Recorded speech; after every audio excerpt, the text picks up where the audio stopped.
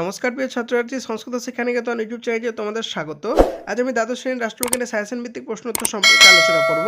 তোমরা অনেকেই বলেছিলে তাই তোমাদের জন্য সপ্তম অধ্যায় থেকে সাজেশন ভিত্তিক প্রশ্ন উত্তরটি আপলোড করলাম। তোমরা দেখতেই পাচ্ছ উচ্চ মাধ্যমিক রাষ্ট্রবিজ্ঞান, ঠিক আছে। তোমাদের যে সপ্তম অধ্যায় রয়েছে ভারতের শাসন বিভাগ, এই ভারতের শাসন বিভাগ থেকে সাজেশন ভিত্তিক প্রশ্ন উত্তর সম্পর্কে এখন আমরা কিন্তু আলোচনা করবো, ঠিক আছে। তাহলে তোমাদের সপ্তম অধ্যায় সাজেশন ভিত্তিক প্রশ্নটি কি তোমরা দেখতেই পাচ্ছ, ভারতের কেন্দ্রীয় মন্ত্রিসভার গঠন ও কার্যাবলী আলোচনা করা, ঠিক আছে। এই প্রশ্নটি কিন্তু খুব ইম্পর্টেন্ট, তাই তোমাদের জন্য আপলোড করে দিলাম। তোমরা এখান থেকে দেখে উত্তরটি ভালো করে খাতায় তুলে নিও। তাহলে তোমরা উত্তরে কি লিখবে চলো আমি তোমাদের একবার ভালো করে বলে দিচ্ছি। খুব ভালো করে টাইপিং করেছি, তবুও আমি একবার তোমাদের বলে দিচ্ছি, কারণ কোথাও না কোথাও টাইপিং মিস্টেক হতেই পারে, ঠিক আছে। তোমরা ভালো করে দেখে উত্তরটি খাতায় তুলে নিও। তোমরা উত্তরে কি লিখবে দেখতেই পাচ্ছ, ভারতীয় সংবিধানের ৭৪ নং ধারায় ভারতের রাষ্ট্রপতিকে তার কার্য সম্পাদনের সাহায্য ও পরামর্শ দেওয়ার জন্য প্রধানমন্ত্রীর নেতৃত্বে একটি মন্ত্রিসভা থাকার কথা বলা হয়েছে। রাষ্ট্রপতি প্রধানমন্ত্রীকে নিযুক্ত করে থাকেন, ঠিক আছে। তাহলে আমরা দেখতে পাচ্ছি রাষ্ট্রপতি কিন্তু প্রধানমন্ত্রীকে নিযুক্ত করেন, ঠিক আছে। লোকসভার সংখ্যাগরিষ্ঠ দলের নেতাকে প্রধানমন্ত্রী হিসেবে নিযুক্ত করা হয় এবং প্রধানমন্ত্রীর পরামর্শক্রমে মন্ত্রিসভার অন্যান্য সদস্যরা নিযুক্ত হন, ঠিক আছে। তাহলে প্রধানমন্ত্রীর পরামর্শক্রমে কিন্তু মন্ত্রিসভার অন্যান্য সদস্যরা নিযুক্ত হন, ঠিক আছে। মন্ত্রীদের পার্লামেন্টের যে কোনো একটি কক্ষের সদস্য হতে হয়। যদি এমন কোনো ব্যক্তি পার্লামেন্টের সদস্য নন, তিনিও মন্ত্রী হিসেবে নিযুক্ত হতে পারেন, ঠিক আছে। তাহলে যদিও এমন কোনো ব্যক্তি পার্লামেন্টের কোনো সদস্য নন, তিনিও কিন্তু চাইলে, প্রধানমন্ত্রী চাইলে তিনি মন্ত্রী হতে পারেন, ঠিক আছে। তবে তাকে 6 মাসের মধ্যে পার্লামেন্টের যে কোনো একটি কক্ষ থেকে নির্বাচিত হতে হয়, ঠিক আছে।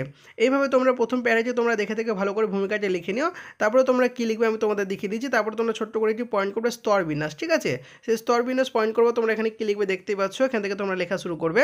সাধারণত মন্ত্রিসভায় 3টি স্তরের মন্ত্রী থাকেন, ঠিক আছে। একটি হচ্ছে ক্যাবিনেট মন্ত্রী, একটি হচ্ছে রাষ্ট্রমন্ত্রী, আর একটি হচ্ছে উপমন্ত্রী, ঠিক আছে। পরীক্ষা কিন্তু শর্ট প্রশ্নে দিয়েই থাকে যে সাধারণত মন্ত্রিসভায় 3টি স্তরের মন্ত্রী থাকেন। মন্ত্রীদের নামগুলো কী কী, ঠিক আছে।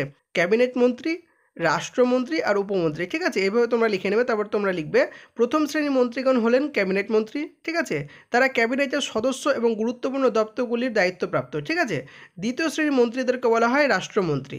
এখানে তোমরা লিখবে এরা ক্যাবিনেটের সদস্য নন, ঠিক আছে। রাষ্ট্রমন্ত্রীরা কিন্তু ক্যাবিনেটের সদস্য নন, কিন্তু সংশ্লিষ্ট দপ্তর সংক্রান্ত বিষয়াদির আলোচনার আগে ক্যাবিনেটের বৈঠকে যোগদানের জন্য এদের আহ্বান করা হয়। উপমন্ত্রীগণ হলেন তৃতীয় শ্রেণীর অন্তর্ভুক্ত। এরা বিভাগীয় মন্ত্রীকে দপ্তর পরিচালনায় সাহায্য করেন, ঠিক আছে। কেন্দ্রীয় মন্ত্রিসভা সাধারণত 55 থেকে 75 জন মন্ত্রী নিয়ে গঠিত হয়, ঠিক আছে। সরকারের গুরুত্বপূর্ণ কাজকর্ম ও নীতি নির্ধারণের জন্য 15 থেকে 20 জনকে নিয়ে ক্যাবিনেট গঠিত হয়। 15-20 জন মন্ত্রীদের নিয়ে কোনো বিষয়ে দ্রুত সরকারি সিদ্ধান্ত গ্রহণের ক্ষেত্রে অসুবিধাজনক মনে হয় বলে সেই কারণে ক্যাবিনেটের ভিতরেই আরও ক্ষুদ্র একটি সংস্থা কাজ করে, যাকে অভ্যন্তরীণ বা কিচেন ক্যাবিনেট বলা হয়, ঠিক আছে। পরীক্ষা কিন্তু 1 নম্বর শর্ট প্রশ্ন দিয়ে থাকে। তোমরা এখান থেকে অভ্যন্তরীণ বা কিচেন ক্যাবিনেট কাকে বলা হয় তোমরা এখান থেকে তুলে নিতে পারো, ঠিক আছে। তারপর তোমরা লিখবে বলা বাহুল্য এই কিচেন ক্যাবিনেট 3 থেকে 5 জন মন্ত্রী থাকেন, যাদের পরামর্শ প্রধানমন্ত্রী সবসময় ও সব কাজে নিয়ে থাকেন, ঠিক আছে। তাহলে এইভাবে তোমরা স্তর বিন্যাসের পয়েন্টে দেখে ভালো করে খাতায় তুলে নিও। তারপরে পয়েন্ট তোমরা করবে যৌথ দায়িত্বশীলতা, ঠিক আছে। তোমরা যৌথ দায়িত্বশীলতা বলে পয়েন্টটি করে নেওয়ার পর তোমরা এখান থেকে লেখা শুরু করবে প্রধানমন্ত্রীর পরামর্শ অনুসারে রাষ্ট্রপতি মন্ত্রীদের বিভিন্ন দপ্তরে দায়িত্ব বন্টন করেন। মন্ত্রীগণ যৌথভাবে লোকসভার কাছে দায়বদ্ধ থাকেন। সরকারি নীতি ও কাজকর্মের জন্য মন্ত্রীরা লোকসভার কাছে যৌথভাবে দায়ী থাকেন। কোনো একজন মন্ত্রীর বিরুদ্ধে পার্লামেন্ট যদি অনাস্থা জ্ঞাপন করেন, তাহলে তা সমগ্র মন্ত্রিসভার বিরুদ্ধে অনাস্থা হিসেবে গণ্য হয়। এই অনাস্থা প্রস্তাবে পাশ হলে সমগ্র মন্ত্রিসভাকে পদত্যাগ করতে হয়, ঠিক আছে। এইভাবে তোমরা যৌথ দায়িত্বশীলতার পয়েন্টে করে নেওয়ার পর তারপর আমরা প্রশ্নে দেখতে পেয়েছিলাম, ঠিক আছে, যে ক্ষমতা ও কার্যাবলী, ঠিক আছে। এবার তাহলে তোমরা ক্ষমতা ও কার্যাবলী বলে পয়েন্ট করে নিলে এখানে তোমরা উত্তর লেখা শুরু করবে সংসদীয় শাসন ব্যবস্থার আরেক নাম মন্ত্রী পরিষদ শাসন ব্যবস্থা, ঠিক আছে। এই ধরনের শাসন ব্যবস্থায় মন্ত্রী পরিষদকে বিভিন্ন ক্ষেত্রে গুরুত্বপূর্ণ ভূমিকা পালন করতে হয়। ভারতের কেন্দ্রীয় মন্ত্রী পরিষদ ভারত সরকারের কার্য পরিচালনার ক্ষেত্রে বিভিন্ন গুরুদায়িত্ব পালন করে থাকে। কেন্দ্রীয় মন্ত্রিসভা সে সমস্ত ক্ষেত্রে তাদের গুরুত্বপূর্ণ দায়িত্বগুলি পালন করেন, সেগুলি হলো, ঠিক আছে। তাহলে ক্ষমতা ও কার্যাবলীর কিছু পয়েন্ট রয়েছে। তোমরা নিচে এইভাবে ক বা 1 নম্বর পয়েন্ট করতে পারো তোমরা, যে নীতি নির্ধারণ, ঠিক আছে। তোমরা ভালো করে খাতায় পয়েন্টে তুলে নিও। 1 নম্বর পয়েন্ট বা ক নম্বর পয়েন্ট করবে তোমরা নীতি নির্ধারণ, ঠিক আছে। এখানে তোমরা লিখবে সংসদীয় শাসন ব্যবস্থার বৈশিষ্ট্য হিসেবে সরকারের নীতি নির্ধারণ বা আইন প্রণয়নের ক্ষেত্রে গুরুত্বপূর্ণ ভূমিকা থাকে, ঠিক আছে। কেন্দ্রীয় মন্ত্রিসভার প্রধান কাজ হলো জাতীয় ও আন্তর্জাতিক ক্ষেত্রে গুরুত্বপূর্ণ বিষয়ে সরকারি নীতি নির্ধারণ করা এবং ওই নীতিগুলিকে বাস্তবে রূপায়িত করা। ভারত সরকারের নীতি নির্ধারণের দায়িত্ব মূলত ন্যস্ত থাকে ক্যাবিনেটের ওপর। স্বরাষ্ট্রনীতি, পররাষ্ট্রনীতি, প্রতিরক্ষা নীতি, অর্থনৈতিক কার্যক্রম প্রভৃতি গুরুত্বপূর্ণ বিষয়ে ক্যাবিনেট বৈঠকে সিদ্ধান্ত গৃহীত হয় এবং সেগুলি বাস্তবে রূপায়ণের জন্য বিভিন্ন পর্যালোচনা ও নীতি নির্ধারণ হয়। ঠিক আছে, তাহলে তোমরা দেখতেই পাচ্ছ 1 নম্বর পয়েন্ট, ক নম্বর পয়েন্ট নীতি নির্ধারণ। তোমরা এইভাবে প্রথম পয়েন্টে তুলে নেওয়ার পর তারপরে পয়েন্ট তোমরা দেখতে পাচ্ছ আইন প্রণয়ন। ঠিক আছে, 2 নম্বর পয়েন্ট করলে, খ নম্বর পয়েন্ট করলে তোমরা আইন প্রণয়ন। এখানে তোমরা লেখা শুরু করবে তত্ত্বগতভাবে আইনসভা এই আইন প্রণয়ন করে থাকে। ঠিক আছে, কিন্তু বাস্তবে সরকারের নীতি আইন অনুসারে তৈরির উদ্যোগ ও খসড়া প্রস্তুত করে মন্ত্রিসভার পক্ষে ক্যাবিনেট, ঠিক আছে, তারপর সেই বিল সংসদে পেশ করা হয় অনুমোদনের জন্য। বিলটি যাতে সংসদের উভয় কক্ষেই অনুমোদিত হয় তার ব্যবস্থা করা ও ক্যাবিনেটের দায়িত্বের মধ্যে পড়ে। ঠিক আছে, সংসদে পেশ করা বিল গৃহীত হলে রাষ্ট্রপতির সম্মতি লাভ করলে তা আইনে পরিণত হয়। অবশ্য ক্ষমতায় কোয়ালিশন সরকার থাকলে সেক্ষেত্রে বিল উত্থাপনের ব্যাপারে শরিক দলগুলির মতামত নেওয়া এবং সম্মতি আদায় করা ক্যাবিনেট বা মন্ত্রিসভার একটি গুরুত্বপূর্ণ দায়িত্ব বলে বিবেচনা করা হয়। ঠিক আছে, এইভাবে তোমরা দ্বিতীয় পয়েন্ট, খ নম্বর পয়েন্টটি আইন প্রণয়ন পয়েন্টটি ভালো করে খাতায় তুলে নিলে। ঠিক আছে, এবারে তোমরা পরবর্তী পয়েন্ট করবে প্রশাসনিক দায় দায়িত্ব। ঠিক আছে, এবারে তোমরা পয়েন্ট করলে প্রশাসনিক দায় দায়িত্ব। এখানে তোমরা লিখবে প্রশাসনিক ক্ষেত্রে মন্ত্রিসভার ভূমিকা অত্যন্ত গুরুত্বপূর্ণ। যেহেতু ভারতের সংসদীয় শাসন ব্যবস্থা গৃহীত হয়েছে সেহেতু শাসন কার্য পরিচালনার প্রকৃত ও কার্যকরী ক্ষমতা ন্যস্ত হয়েছে মন্ত্রিসভা বা ক্যাবিনেটের ওপর। বিভিন্ন দপ্তরের স্থায়ী সরকারি কর্মচারীদের মাধ্যমে মন্ত্রীরা প্রশাসনিক কার্যাবলী সম্পাদন করেন। মন্ত্রীদের নির্দেশক্রমে স্থায়ী সরকারি কর্মচারীগণ শাসন কার্য পরিচালনা করেন। বর্তমানে জনকল্যাণমূলক তত্ত্বের পরিপ্রেক্ষিতে সরকারের কর্মক্ষেত্রের পরিধি সম্প্রসারিত হওয়ার ক্যাবিনেটের দায় দায়িত্ব ব্যাপক বৃদ্ধি পেয়েছে। ঠিক আছে, তোমরা এইভাবে দেখে দেখে উত্তরগুলি ভালো করে খাতায় তুলে নিও। তোমাদের জন্য আমি উত্তরটি ভালো করে টাইপিং করে আপলোড করে দিয়েছি, তোমরা এইভাবে দেখে দেখে উত্তরটি ভালো করে খাতায় তুলে নিও। ঠিক আছে, আমি টাইপিং করার পরে একবার করে বলে দিচ্ছি, কারণ এত বড় টাইপিং করতে গিয়ে কোথাও না কোথাও মিস্টেক হতেই পারে। ঠিক আছে, সেই জন্য আমি তোমাদেরকে একবার করে বলেও দিচ্ছি, তোমরা এইভাবে দেখে দেখে উত্তরটি ভালো করে খাতায় তুলে নিও। ঠিক আছে, পরবর্তী পয়েন্ট তোমরা দেখতে পাচ্ছ ঘ নম্বর পয়েন্ট, সমন্বয় সাধন করা। ঠিক আছে, এবারে তোমরা পয়েন্ট করলে সমন্বয় সাধন করা। এখানে তোমরা লিখবে সরকারের সাফল্য অনেকটা নির্ভর করে শাসন বিভাগের এবং মন্ত্রিসভার সব দপ্তর এবং এর মধ্যে সুষ্ঠু সমন্বয় সাধনের উপর। ঠিক আছে, এই কাজটি করে থাকে ক্যাবিনেট। ক্যাবিনেট নীতি নির্ধারণ ও আইন প্রণয়ন করেন। সরকারের অন্যান্য দপ্তরের কার্যাবলী, দক্ষতা ও ত্রুটি সম্পর্কে সম্যক ধারণা থাকার ফলে সমন্বয়ের কাজটিও ক্যাবিনেটের পক্ষে করা প্রয়োজন হয়ে পড়ে। অবশ্য এই সমন্বয় সাধনের কাজটি করার ক্ষেত্রে আমাদের ওপর নির্ভর করতে হয়। ক্যাবিনেট সচিব ভারতের শাসন ব্যবস্থার ক্ষেত্রে একটি গুরুত্বপূর্ণ ও মর্যাদাপূর্ণ পদ হিসাবে স্বীকৃত, যারা আমলা হিসেবে বিভিন্ন পরামর্শ দিয়ে থাকেন। ঠিক আছে, এইভাবে তোমরা দেখতে পেলে ঘ নম্বর পয়েন্টে কী লেখা রয়েছে, তোমরা এইভাবে দেখে দেখে খুব ভালো করে উত্তরটি খাতায় তুলে নিও। ঠিক আছে, তোমরা এই পয়েন্টটি লেখার পর তারপরে পয়েন্ট তোমরা কী করবে আমি তোমাদের দেখিয়ে দিচ্ছি। নেক্সট পয়েন্ট তোমরা উঙ্গা পয়েন্ট দেখতে পাচ্ছ, বাজেট প্রস্তুত করা। ঠিক আছে, এবারে তোমরা উঙ্গা পয়েন্ট করলে বাজেট প্রস্তুত করা। এখানে তোমরা লিখবে সরকারের আয় ব্যয় নির্ধারণ বা বাজেট রচনার ক্ষেত্রে কেন্দ্রীয় ক্যাবিনেটের ভূমিকা অত্যন্ত গুরুত্বপূর্ণ থাকে। ঠিক আছে, আর্থিক বছর শুরু হওয়ার আগেই সংশ্লিষ্ট বছরের জন্য সরকারের সম্ভাব্য আয় ব্যয়ের হিসাব বা বাজেট পার্লামেন্টে পেশ করতে হয়।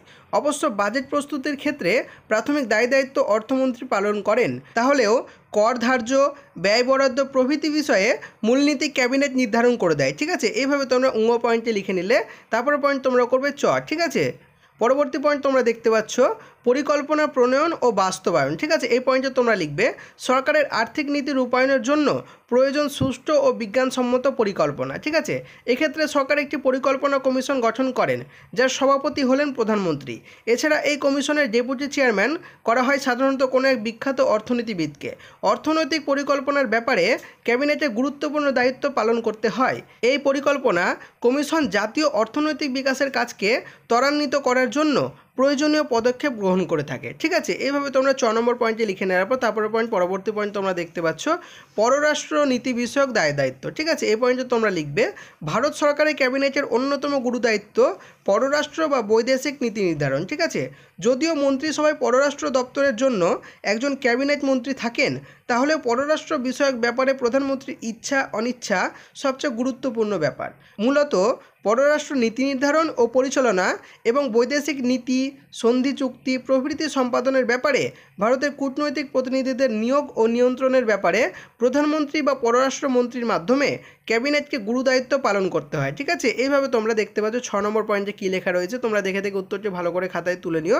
পরবর্তী পয়েন্ট তোমরা দেখতে পাচ্ছ, পরবর্তী পয়েন্ট করবে শাসন বিভাগ ও আইন বিভাগের মাধ্যমে সমন্বয়। ঠিক আছে, এই পয়েন্টে তোমরা লিখবে মন্ত্রিসভাকে শাসন বিভাগের সঙ্গে আইন বিভাগের সমন্বয় সাধনের কাজ করতে হয়। ক্যাবিনেট রাষ্ট্রের প্রধান কার্যতালিকা হিসেবে শাসন বিভাগ এই আইন বিভাগ এবং বিভিন্ন সরকারি দপ্তরকে এই নীতি ও পথে পরিচালিত করে। ঠিক আছে, তোমরা এখানে দেখতে পাচ্ছ টাইপিং মিস্টেক হয়েছে, এখানে পরিচালিত হয়ে গেছে, তোমরা এরপরে পরিচালিত করে দেবে। ঠিক আছে, এখানে তো একটা অ্যাড করে দেবে। ঠিক আছে, পরিচালিত করে। ক্যাবিনেটের এই সমন্বয়কারীর ভূমিকা বিশেষভাবে গুরুত্বপূর্ণ। ঠিক আছে, এখানেও তোমরা দেখতে পাচ্ছ একটু টাইপিং মিস্টেক হয়েছে, এখানে বিশেষ ভা হয়ে গেছে, এখানে বিশেষভাবে বয় একারটা একটা অ্যাড করে দেবে। ঠিক আছে, আমি এত ভালো করে টাইপিং করে দেওয়ার পরে একবার বলে দিচ্ছি, কারণ এত বড় টাইপিং করতে কোথাও না কোথাও মিস্টেক হতেই পারে। ঠিক আছে, এই জন্য তোমাদেরকে একবার আমি বলেও দিচ্ছি। ঠিক আছে, এখানে তোমরা ভূমিকা বিশেষভাবে গুরুত্বপূর্ণ, এর ফলে দেশের সর্বাঙ্গীন উন্নতি সাধিত হয়। ঠিক আছে, এভাবে তোমরা বর্গীয় পয়েন্টে তুলে নেওয়ার পর তারপরে পয়েন্ট তোমরা দেখতে পাচ্ছ লাস্ট পয়েন্ট। ঠিক আছে, নিয়োগের ক্ষেত্রে ঝ দিয়ে পয়েন্ট করবে। নিয়োগের ক্ষেত্রে এখানে তোমরা লিখবে শাসন বিভাগের প্রধান কাজ গুরুত্বপূর্ণ পদে নিয়োগ করা এবং এই কাজটি করে থাকে মন্ত্রিসভা। মন্ত্রিসভার পক্ষে নিয়োগ সংক্রান্ত চূড়ান্ত সিদ্ধান্ত গ্রহণ করে মন্ত্রিসভা বা ক্যাবিনেট। ঠিক আছে, তাহলে বলছে যে মন্ত্রিসভার পক্ষে নিয়োগ সংক্রান্ত চূড়ান্ত সিদ্ধান্ত গ্রহণ করে কে না, বলছে মন্ত্রিসভা বা ক্যাবিনেট। বিশেষ করে রাজ্যপাল, রাষ্ট্রদূত, নির্বাচন কমিশন, ফিনান্স কমিশন, ঠিক আছে, রাষ্ট্রকৃত কমিশনার, ভারতের ব্যয় নিয়ন্ত্রক ও মহাপরীক্ষক, ঠিক আছে, অন্তরাজ্য পরিষদের আধিকারিকবৃন্দ, সামরিক বাহিনীর প্রধান, সুপ্রিম কোর্টের বিচারপতি প্রভৃতি বিভিন্ন ধরনের কমিশনের চেয়ারম্যান ও সদস্যদের নিয়োগ করা হয় এই ক্যাবিনেটের পরামর্শ অনুযায়ী। ঠিক আছে, তাহলে তোমরা দেখতে পেলে 6 নম্বর পয়েন্টে কী লিখবে, এভাবে তোমরা দেখে দেখে উত্তরগুলি ভালো করে খাতায় তুলে নিও। ঠিক আছে, এবার শেষে তোমাদেরকে যেটা লিখতে হয়, একটি শেষের পয়েন্টে তোমরা লিখবে সবশেষে বলা যায় সংসদীয় শাসন ব্যবস্থার রীতি অনুসারে ভারতের যাবতীয় সরকারি কাজকর্ম রাষ্ট্রপতি নামে পরিচালিত হলেও আসলে তা সম্পাদন করে থাকে কেন্দ্রীয় মন্ত্রিসভা বা ক্যাবিনেট। ঠিক আছে, তাহলে আমরা দেখতে পাচ্ছি যে ভারতের যাবতীয় কাজকর্ম যেটা সংবিধান অনুসারে রাষ্ট্রপতির নামে পরিচালিত হলেও সেটা কে করে থাকেন বা কারা করে থাকেন, যে কেন্দ্রীয় মন্ত্রিসভা বা ক্যাবিনেট। ঠিক আছে, ভারতের শাসন ব্যবস্থায় মন্ত্রিসভা প্রথম থেকে এক গুরুত্বপূর্ণ ভূমিকা পালন করে আসছে, তবে ক্যাবিনেটের ক্ষমতা ও মর্যাদা দীর্ঘকাল ধরে পরিবর্তিত হয়েছে। ভারতে প্রথম দিকে মন্ত্রিসভার প্রাধান্য থাকলেও পরে ক্যাবিনেটের প্রাধান্য প্রতিষ্ঠিত হয়েছে। ঠিক আছে, এইভাবে তোমরা উত্তরটি দেখে দেখে ভালো করে খাতায় তুলে নিও। তারপরে তোমরা লিখবে আরও পরে প্রধানমন্ত্রী শাসিত শাসন ব্যবস্থা ভারতবর্ষে প্রাধান্য অর্জন করেছে। আরও পরে প্রধানমন্ত্রী শাসিত শাসন ব্যবস্থা ভারতবর্ষে প্রাধান্য অর্জন করেছে।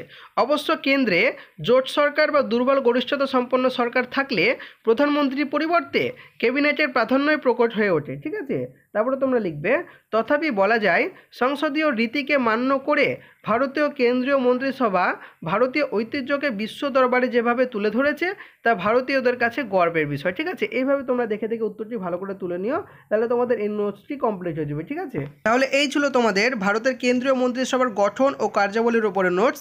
এছাড়াও আমি এই অধ্যায় থেকে আরও প্রশ্নের উত্তর আপলোড করে দিয়েছি, তোমরা ভিডিও প্লেলিস্টে গিয়ে সেগুলো দেখতে পারো এবং ভালো করে খাতায় তুলে নিতে পারো।